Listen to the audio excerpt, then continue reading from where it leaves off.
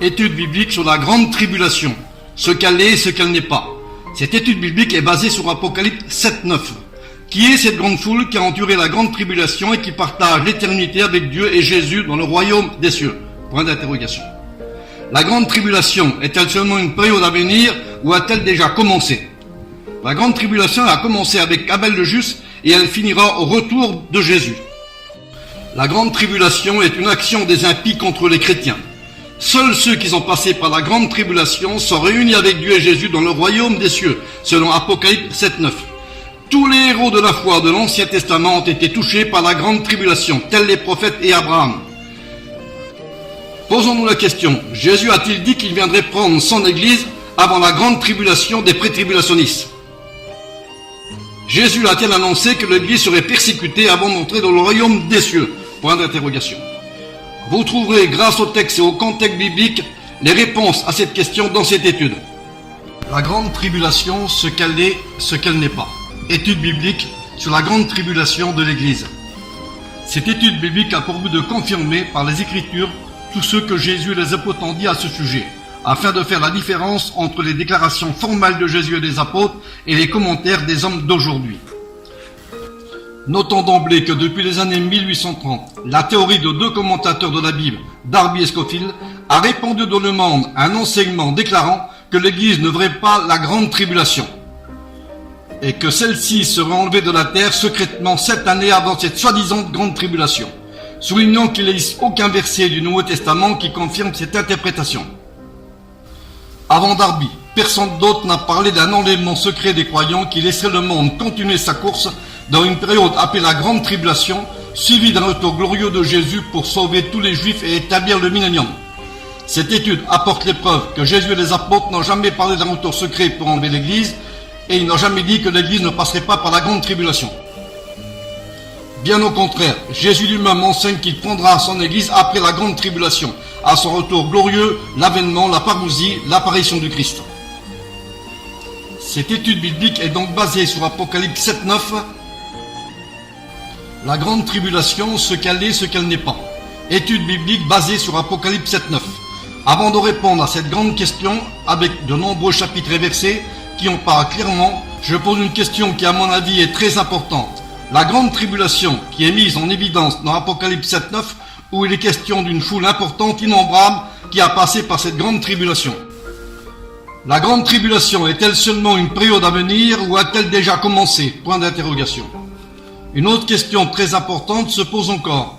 Cette foule innombrable, composée de tout peuple, de toute nation, de toute langue, qui partage l'éternité avec Dieu devant son trône et avec Jésus. Une autre question très importante se pose encore. Qui est cette grande foule innombrable, composée de tout peuple, de toute nation et de toute langue, qui partage l'éternité avec Dieu devant son trône et avec Jésus? Il est très important de constater justement que cette grande foule innombrable, qui a enduré la grande tribulation, sont réunis avec Dieu et Jésus, bien entendu, dans le royaume des cieux. Soulignons que dans sa vision des choses à venir, l'apôtre Jean n'a vu personne d'autre que cette grande foule dans le royaume des cieux.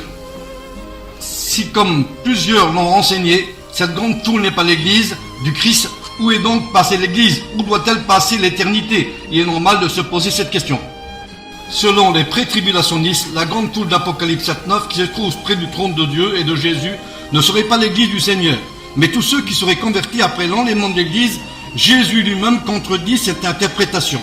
Notons qu'aucun verset ne dit que cette grande foule s'est convertie après l'enlèvement de l'Église. En parlant de son royaume, dans Matthieu 25, Jésus illustre la parabole des 10 jeunes filles. 5 d'entre elles étaient sages et les 5 autres étaient folles. Les 5 sages allèrent à la rencontre de l'époux en prenant de l'huile dans leur lampe, symbole du Saint-Esprit dans la vie du croyant. Au milieu de la nuit, on cria, voici l'époux, allez à sa rencontre. Versets 6 à 7. Le verset 10 nous dit que l'époux arriva et celles qui étaient prêtes entrèrent dans la salle de noces et la porte fut fermée. La salle de noces représente le royaume des cieux et les 5 sages représentent l'église qui attend son Seigneur pour venir la chercher. Verset 11. Plus tard, les autres arrivèrent et dirent, Seigneur, Seigneur, ouvre-nous. Mais il répondit, je vous le dis en vérité, je ne vous connais pas. Veillez donc, puisque vous ne savez ni le jour ni l'heure à laquelle le Fils de l'homme doit venir. Cette parabole prouve qu'au retour de Jésus, à l'heure de l'enlèvement de l'Église, tous ceux qui ne seront pas prêts n'entreront pas dans la salle des noces. Pour les tenants de la théorie de Darby et Scofield, Les chrétiens ne doivent pas passer à travers la grande tribulation. Les arguments bibliques pour appuyer cette théorie sont des textes sortis de leur contexte. La Bible ne prévoit nulle part un salut après l'endettement de l'Église, mais affirme au contraire que l'Église passera par la grande tribulation. C'est ce que les actes de l'apôtre nous prouvent. C'est par beaucoup de tribulations qu'il nous faut entrer dans le royaume des cieux, acte 14, 22. Et aussi dans Thessaloniciens 3, 4, nous vous annonçons d'avance que nous serons exposés à des tribulations comme cela est arrivé et comme vous le savez. Cette grande foule innombrable de tout peuple, de toute nation, de toute langue a passé par la grande tribulation. C'est uniquement cette grande foule qui a eu le privilège de se tenir près du trône de Dieu et de l'agneau. Personne d'autre n'est au ciel, si ce n'est cette grande foule qui a enduré la grande tribulation. Notons aussi qu'aucun verset du Nouveau Testament ne dit que cette grande foule d'Apocalypse 7.9 se convertira après l'enlèvement de l'Église. La raison est simple, c'est parce que cette foule est l'Église elle-même. Les Écritures enseignent qu'après l'enlèvement de l'Église, aucune possibilité de salut ne sera accordée. Seuls ceux qui font partie de l'Église seront sauvés. L'Église appartient à Jésus-Christ parce qu'elle a été rachetée à un grand prix, comme nous l'avons déjà dit, selon l'apôtre Pierre 1.9. Comme c'est le cas pour tous ceux qui font partie intégrante de cette foule innombrable, le texte biblique est précis sur cette question. Ce sont ceux qui viennent de la grande tribulation. Ils en avaient leur robe dans le sang de l'agneau. C'est pour cela qu'ils sont devant le trône et devant l'agneau. Apocalypse 7, 14 à 15. Rappelons-nous que sans effusion de sang, il n'y a pas de pardon. Hébreux 9, 22. Si cette grande foule est dans le ciel avec Dieu et Jésus, c'est parce que tous ceux qui en font partie ont expérimenté le sacrifice expiatoire de Jésus à la croix du Calvaire, selon Hébreux 11, 6. Il est bien évident qu'il est question ici du sang de Jésus qui a purifié l'homme de son péché. Si tous ceux qui composent cette grande foule se trouvent près du trône de Dieu et devant l'agneau, c'est parce qu'ils ont obtenu le pardon de leurs péchés et la réconciliation avec Dieu par Jésus-Christ au moyen de la foi. Il est impossible d'être sauvé sans la foi. L'auteur aux Hébreux nous dit ceci: or sans la foi il est impossible d'être agréable à Dieu. Hébreux 11, 6. Il est bien évident que tous ceux qui composent cette grande foule qui est dans le ciel ont accepté cet évangile de salut. Sinon ils ne pourraient pas partager l'éternité avec Dieu. Rappelons-nous les paroles de Jésus: je suis le chemin, la vérité et la vie, nul ne vient au Père que par moi. Si cette grande foule se tient près du trône de Dieu devant l'agneau, c'est parce qu'ils ont choisi le chemin qui mène au ciel, le Christ. Si la grande foule qui se tient devant le trône de Dieu devant l'agneau, c'est parce qu'elle a choisi le chemin qui mène au Père, le Christ. Qui pourra aller au ciel sans Jésus? La question se pose. Qui pourrait voir le royaume de Dieu sans la nouvelle naissance? Qui pourrait avoir l'espérance du salut sans la foi et la repentance? L'apôtre Jean a donc eu le privilège de voir dans sa vision des choses à venir l'Église triomphante, telle qu'elle le sera dans l'éternité en présence de Dieu et de son trône. Cette foule innombrable regroupe des hommes et des femmes de toute tribu, de tout peuple et de toute langue. Elle est le résultat de l'amour de Dieu manifesté en Jésus-Christ, comme cela a été écrit dans Jean 3,16. Car Dieu a tant aimé le monde qu'il a donné son Fils unique, afin que quiconque croit en lui ne périsse point, mais qu'il ait la vie éternelle. Et tous ceux qui ont cru dans la personne du Seigneur se trouvent désormais près de Dieu et près de Jésus pour l'éternité. Notons la déclaration de cette foule elle-même, qui reconnaît et affirme par un grand cri unanime que son salut est dû à l'agneau, et il criait d'une voix forte, la foule en question, en disant: le salut est à notre Dieu qui est assis sur le trône et à l'agneau. Apocalypse 7, 10. Peut-on être plus précis que la déclaration de cette foule elle-même sur le salut unique de Jésus-Christ? Dans Acte 4, 12, l'apôtre Pierre confirme la déclaration de cette foule elle-même, en disant: il n'y a de salut en aucun autre, car il y a sous le ciel aucun autre nom qui a été donné parmi les hommes par lequel nous devions être sauvés, et nous l'avons déjà dit, ce nom c'est le nom de Jésus. Soulignons que seul le nom glorieux de Jésus peut sauver tous les hommes de leurs péchés. Ce qui prouve à juste raison qu'il n'y a de salut pour personne en dehors de l'Église de Jésus-Christ. Il est donc impossible de mettre en doute les paroles de Jésus qui affirment que pour aller au ciel et voir Dieu, il faut se convertir et devenir une nouvelle créature. Jésus l'avait dit à Nicodème dans Jean 3,3, si un homme ne naît de nouveau, il ne peut voir le royaume de Dieu. Cette réponse de Jésus à Nicodème est un impératif pour tous les hommes. Qu'ils soient juifs ou non, il faut devenir une nouvelle créature pour voir Dieu et vivre en sa présence. Si la grande foule innombrable est près de Dieu pour toujours, c'est parce que tous ceux qui en font partie ont expérimenté le miracle de la nouvelle naissance. Il y a une grande contradiction sur le salut unique et conditionnel annoncé par Jésus et les apôtres avec celui des pré-tribulationnistes. La question se pose, comment serait-il possible que cette grande foule que personne ne peut compter puisse se trouver dans le trône de Dieu et de l'agneau sans que cette foule ne soit l'Église elle-même? Si cette grande foule n'était pas l'Église, les sauvés par le sang du Christ, cela reviendra à dire que tous ceux qui font partie n'auraient pas eu besoin de se convertir à Jésus, ni se repentir, ni de passer par les eaux du baptême pour obtenir le salut. Cet enseignement des pré-tribulationnistes Darby et Scofield sur un autre salut après l'enlèvement de l'Église contredit celui de Jésus et des apôtres dans le Nouveau Testament, qui annonce un salut unique et conditionnel. Il est bien évident que tous ceux qui prétendent et qui enseignent que cette grande foule n'est pas l'Église sont dans l'erreur. Il n'existe aucun verset qui dit que cette grande foule se convertira après l'enlèvement de l'Église, comme il n'existe aucun verset qui précise que cette grande foule n'est pas l'Église. La Bible évoque des conditions pour obtenir le salut, comme par exemple le texte de Marc 16, où Jésus parle de la foi, du baptême d'eau. Jésus associe le baptême d'eau à la foi, car celui qui croit sincèrement au Seigneur Jésus obéit à son enseignement en se faisant baptiser par immersion. Celui donc qui refuse d'être baptisé après avoir écouté l'évangile en prenant connaissance de la doctrine du salut, clairement expliquée par Jésus et des apôtres dans le Nouveau Testament, n'est pas reconnu comme chrétien, ni par Dieu, ni par Jésus, ni par l'Église. Par conséquent, aucun salut n'est possible pour tous ceux qui refusent de croire et de se repentir. Celui qui ne croit pas, nous l'avons déjà cité, ce verset sera condamné. Cependant, la théorie répandue par Darby et Scofield a enseigné que la grande foule d'Apocalypse 7.9 ne serait pas l'Église du Seigneur, mais représenterait tous ceux qui auraient été laissés au moment de l'enlèvement de l'Église en secret. D'après leur théorie, ces gens laissés sur la terre obtiendraient malgré tout le salut au prix du remords et du regret, ce qui est faux bien entendu. La grande tribulation, ce qu'elle est, ce qu'elle n'est pas. Il est à souligner qu'un seul verset de la Bible parle de grande tribulation. Il se trouve dans le livre de l'Apocalypse au chapitre 7, verset 14. Ce chapitre est très important pour cette étude, car il affirme et concrétise à lui seul toutes les déclarations de Jésus et des apôtres contenues dans les 4 évangiles et les épîtres. Dans ces conditions, Jésus et les apôtres annoncent que les chrétiens auront à subir des tribulations de toutes sortes sur la terre, mais ils s'en sortiront victorieux, comme c'est le cas pour cette grande foule qui se tient devant le trône et devant l'agneau. Ils sont tous sortis vainqueurs de l'épreuve, de la persécution et des tribulations de toutes sortes. Ils sont dignes de se tenir devant le trône et devant l'agneau, car ils ont combattu le bon combat de la foi afin de saisir la vie éternelle, comme le dit Paul dans 2 Timothée 4, verset 7. Il est important de préciser que tous ceux du temps de Jésus ont subi des tribulations et des épreuves, compose cette grande foule d'Apocalypse 7.9, ainsi que les croyants dans l'Ancien Testament, les prophètes qui ont été mis à mort dans la parole de Dieu.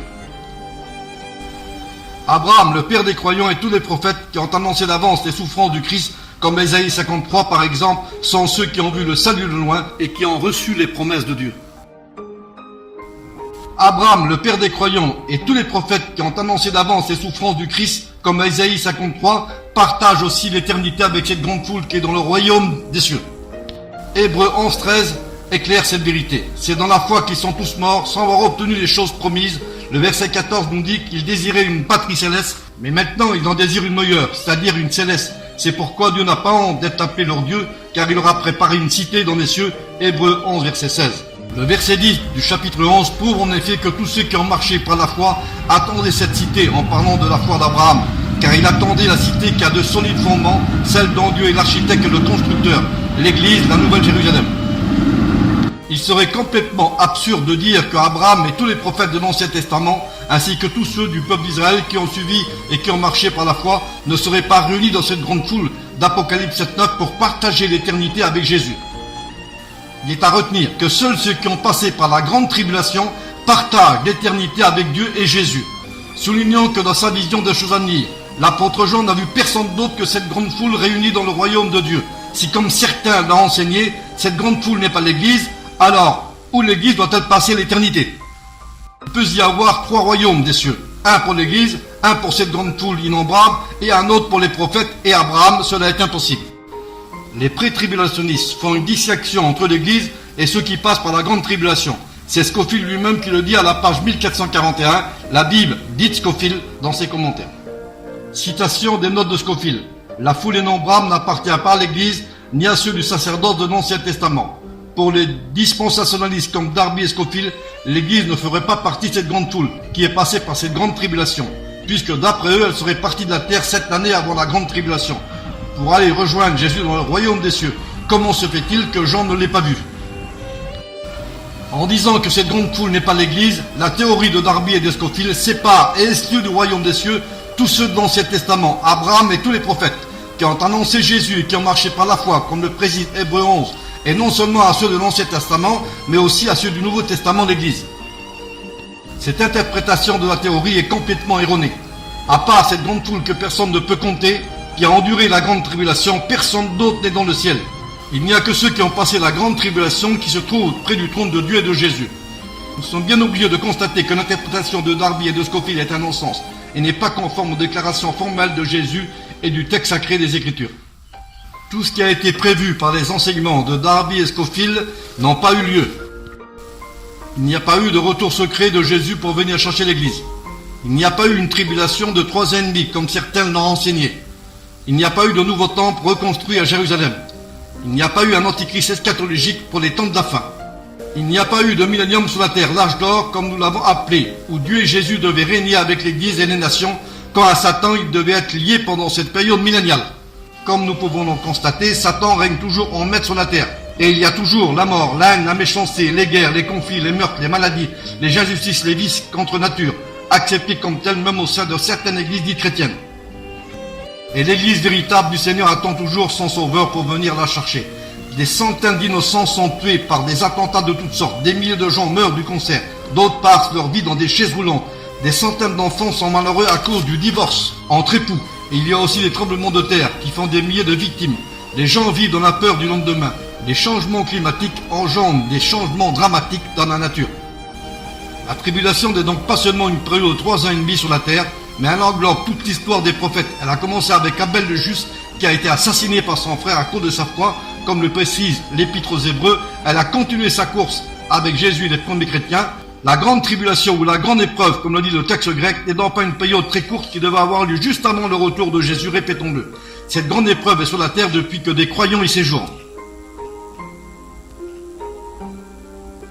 Explication des versets 9 à 17 contenus dans le chapitre 7 de l'Apocalypse. Au verset 9 d'Apocalypse, nous constatons que l'apôtre Jean voit le nombre incontable de tous les rachetés et les sauvés. Ils sont, répétons-le, de toute nation, de toute tribu, de tout peuple et de tout clan. Notons qu'aucune nation n'a été omise. L'amour de Dieu a passé toutes les frontières, des 4 coins du monde. Au verset 9 d'Apocalypse 7, nous constatons que l'apôtre Jean voit le nombre incontable de tous les rachetés et les sauvés. Ils sont, répétons-le, de toute nation, de toute tribu, de tout peuple, de toute langue. Notons qu'aucune nation n'a été omise. L'amour de Dieu a passé toutes les frontières. Les 4 coins du monde ont été touchés par l'évangile du salut. Et tous ceux qui parmi ces nations ont cru à cette bonne nouvelle, l'évangile entre parenthèses, de Jésus-Christ, sont tous ceux qui sont près de Dieu dans la présence de celui qui est mort pour eux. La promesse de Dieu qui avait été faite à Abraham est accomplie. Toutes les nations de la terre ont été bénies grâce à la postérité d'Abraham qui est le Christ. Abraham et tous les prophètes ainsi que l'Église sont désormais réunis dans l'éternité promise. Notons qu'à cette grande foule réunie est près de Dieu. Ils se tenaient devant le trône et devant l'agneau. Apocalypse 7.9. Il n'existe aucun endroit aussi merveilleux et miraculeux que celui qui est près du trône de Dieu. La promesse du Seigneur s'est accomplie selon Jean 14.3. Je reviendrai, dit Jésus, et je vous prendrai avec moi, afin que là où je suis, vous y soyez aussi. Désormais, ces choses faites pour tous ceux qui composent cette grande foule, ils sont pour toujours devant leur sauveur. Ils sont revêtus d'une robe blanche, et des palmes dans leurs mains. 2 symboles importants, les robes blanches signifient que notre vie tout entière a été justifiée, sanctifiée et lavée dans le sang de l'agneau. Les palmes dans leurs mains représentent leur victoire sur le péché, sur Satan, et sur tous ceux qui les ont persécutés. Ils sont ressortis victorieux et vainqueurs des épreuves de la terre. Dans ce chapitre 7 de l'Apocalypse, c'est la foule elle-même qui s'écrie en disant que son salut est dû à Dieu et à l'agneau qui est assis sur son trône. Il crie d'une voix forte en disant « Le salut est à notre Dieu qui est assis sur son trône et à l'agneau ». La tribulation des premiers chrétiens. Notons que le terme tribulation équivaut à celui de persécution. Ils sont égaux et synonymes. Depuis la chrétienne, plusieurs grands persécuteurs ont régné, comme par exemple Néron en 64-168, la deuxième sous Domitien en 94-96, la troisième sous Trajan 96-116, la quatrième sous Adrien en 118-129. Au 1er siècle de notre ère, l'Empire romain faisait des ravages parmi les chrétiens. Des centaines de chrétiens allaient avec courage subir le martyre. Paul et Jacques avaient déjà perdu la vie, plutôt que de proclamer l'empereur et seigneur, ou de répandre de l'encens en son honneur sur un autel païen. Les croyants confessaient le Christ jusque dans les flammes du bûcher, jusque dans les arènes romaines. Ils sont jetés au lion, mais Christ n'oublie pas ses disciples qui sont durement éprouvés. Il leur donne la force de demeurer fidèles jusqu'à la fin. C'est pour cela que Jésus offre à nos regards un endroit merveilleux où règnent les âmes de tous ceux qui ont été torturés à cause du témoignage de Jésus. L'Église peut voir ses âmes régner dans le ciel avec le Seigneur. Ils sont réunis avec tous les chrétiens morts dans la foi en attendant la résurrection finale au dernier jour. Constantin apporta la paix à l'Église sous l'édit de Milan en 313. Mais la persécution continua hors des frontières de l'Empire romain. Des centaines de chrétiens sont morts à cause de ces hommes antichrétiens, anti-Dieu. Quelques exemples de l'Ancien Testament nous prouveront que les Juifs qui ont suivi Moïse par la foi ont tous aussi connu la persécution. Dieu lui-même avait prédit les opprobes et les souffrances du peuple d'Israël en Égypte. L'Éternel dit à Abraham, « Sache que tes descendants seront étrangers dans un pays qui ne sera point à eux. Ils seront asservis, on les opprimera pendant 400 ans. » Genèse 15-13. Dieu, voyant les souffrances de son peuple, choisit Moïse comme libérateur.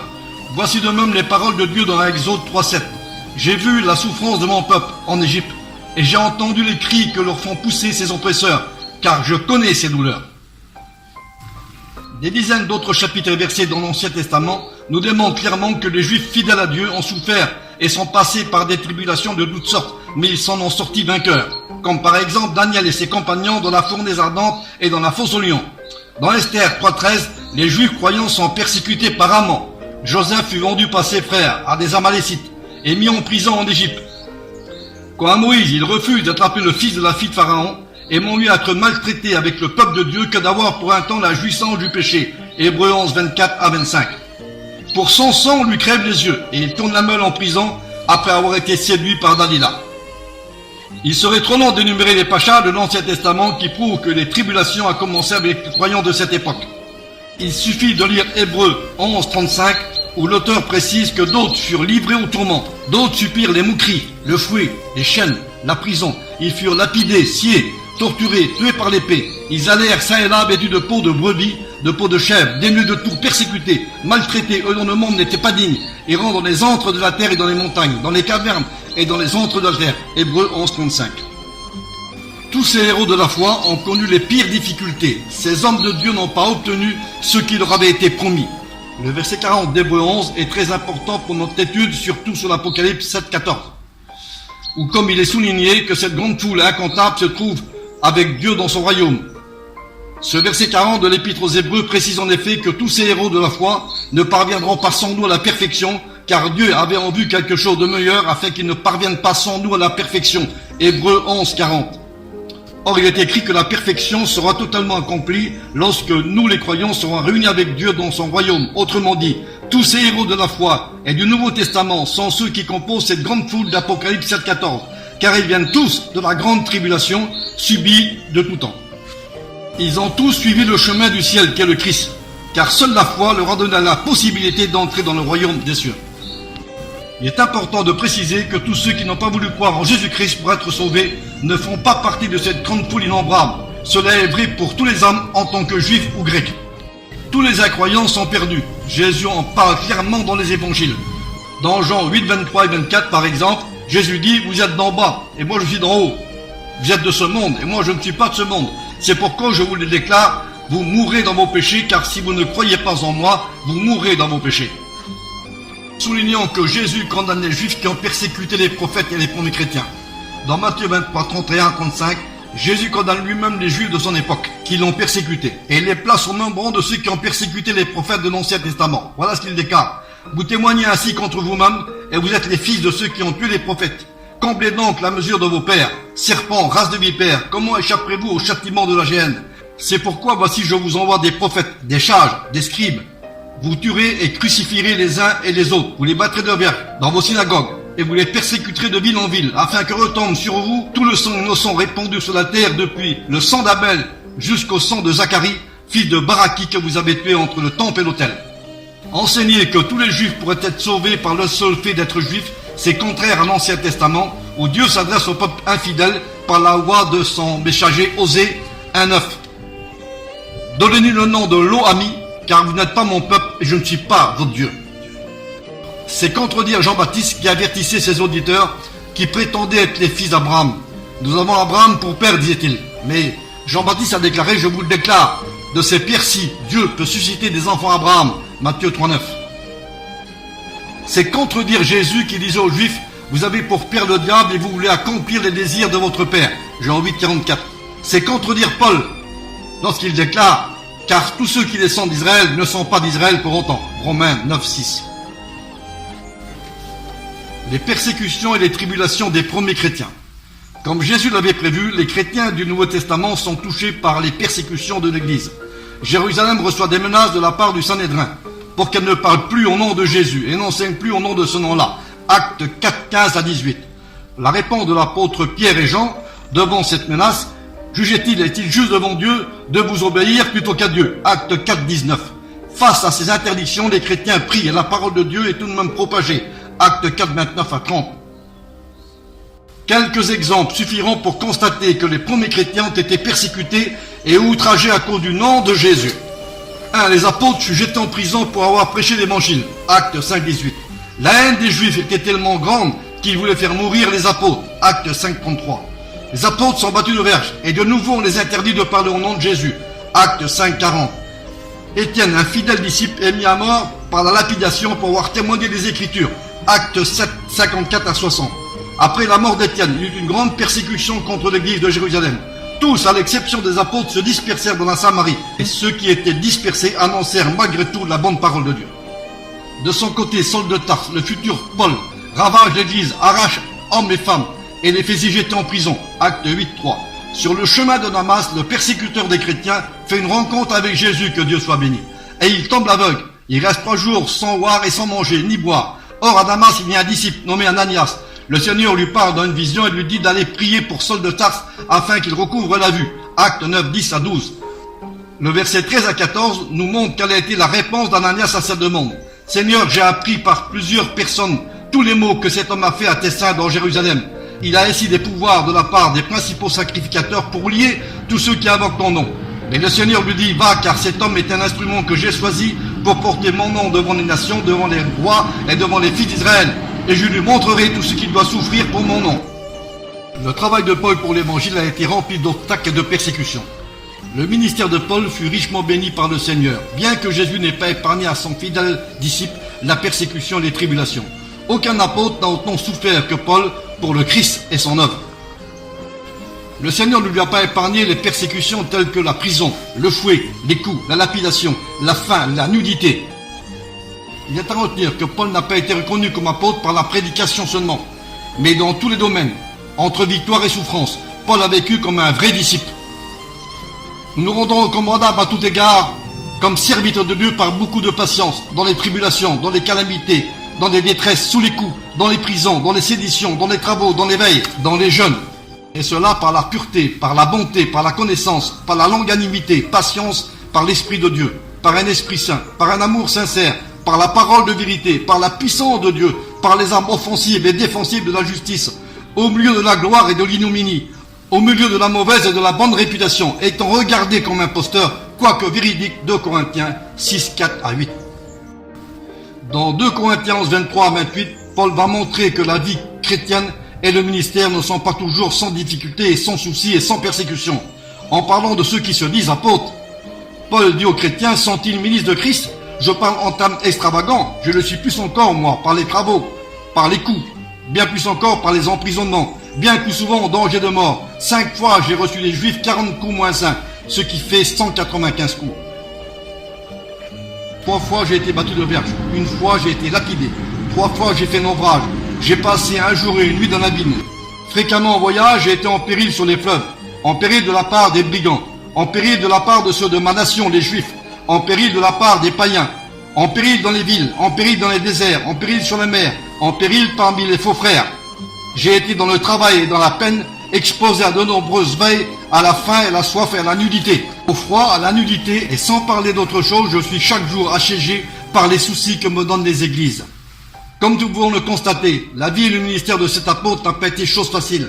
Le Seigneur qui l'avait choisi pour le servir ne lui a pas évité toutes ces difficultés. La question se pose, Paul n'a-t-il pas vécu en son temps les détresses, les tribulations, comme ce fut le cas pour tous les apôtres du Seigneur ainsi que les chrétiens de ce temps-là? Bien sûr que oui. L'exemple nous est donné dans Actes 12, 1 à 4. Voici dans le même temps le roi Hérode se mit à maltraiter quelques membres de l'église et fit mourir par l'épée Jacques et frères de Jean. Voyant que cela était agréable aux Juifs, il fit encore arrêter Pierre. Après l'avoir saisi, ils le mirent en prison. Actes 12, 1 à 4. Le martyr des apôtres. André, frère de Pierre, fut crucifié sur une croix en forme de X dans la ville de Patria, en Grèce, en l'an 49. Jacques, frère du Seigneur, fut précipité du haut du temple de Jérusalem et par la suite lapidé en l'an 62 ou 65. Pierre, frère d'André, fut crucifié la tête en bas à Rome en l'an 65 ou 67. Paul fut décapité à Rome en l'an 67. En l'an 70, notre ère, Jérusalem est détruit par Titus. Jude ou Thaddée, frère de Jacques, le mineur, mourut transpercé de flèches en Arménie en l'an 80. Barthélemy ou Nathanaël fut écorché vif en Arménie en l'an 71. Philippe fut pendu sur le toit du temple à Hiérapolis en l'an 80. Thomas fut tué pendant qu'il priait en Inde en 88. Matthieu mourut de faim en prison. Selon d'autres, il fut tué à coups de couteau. En Éthiopie, la date de sa mort est inconnue. Matthias, qui fut élu à la place de Judas, fut lapidé et décapité. La date de sa mort nous est inconnue. Jean, fils de Zébédée, frère de Jacques, mourut de mort naturelle sur l'île appelée Patmos vers la fin du 1er siècle. C'est là qu'il acheva d'écrire le dernier livre de la Bible qu'on appelle l'Apocalypse, vers l'an 96 au 87 de notre ère. Apocalypse, révélation. Simon le Zélote fut crucifié en Perse en l'an 107. Dans cette étude, tout ce qui a été dit sur la grande tribulation ne fait que confirmer les paroles de Jésus et des apôtres. Chacun peut donc contrôler les chapitres et les versets du Nouveau Testament pour en avoir le cœur net.